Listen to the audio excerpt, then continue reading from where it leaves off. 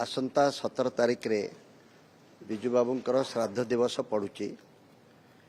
यही अवसर रे आमे किछि ओडिशा को भल पाउथवा व्यक्ति माने सांप्रतिक परिस्थिति रे ओडिशार नागरिक समाज टिके दुर्बल होइथवा अनुभव करी आमे ओडिशा नागरिक मंच गठन करबा पई निष्पत्ति नैचु एवं ये गोटे शुभ लक्षण जे ओडिशार अन्यतम उत्तुंग पुरुष विजु बाबू श्राद्ध वर्ष श्राद्ध भी पालन करुचु, तांकर आशीर्वाद नौचु, तांको स्मरण करुचु एवं ओडिशा को भल पाउथवा व्यक्ति मानक मध्यरे से आग धाड़ीर जड़े थिले एवं सेही ओडिशा को भल पाइबा को नहीं ओडिशार स्वार्थ और स्वाभिमान को सुरक्षित करबा पई ये गोटे मंच गठन करा जायछि। आगो को देखंतु कौन होउछि आगो तोरा सब कहीदेले पुणी फिर आगो कौन आ मजा रहिबो।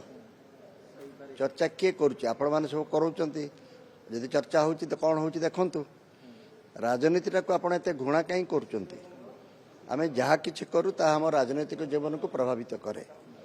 आम परिवार क्षेत्र में जहा करू, आमर सामाजिक क्षेत्र में जहा करू, आमर बौद्धिक जगत रे जहा करू, सिनेमा वाला यात्रा वाला साहित्यिक बंधु माने जहाँ सब करती ता उणा अधिके राजनीति को प्रभावित करे।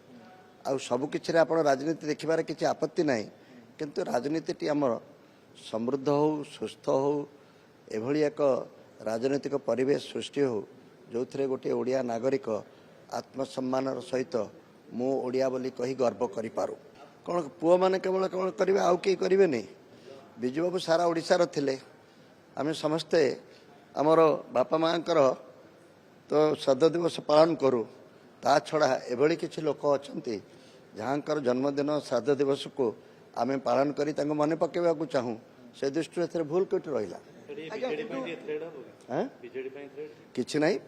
बीजेडी बीजेपी कांग्रेस स्वाधीन आउ जेते सब अछंती दल समस्ते आसी जदि एकाठी हेबा ओडिशार स्वार्थ स्वाभिमान पई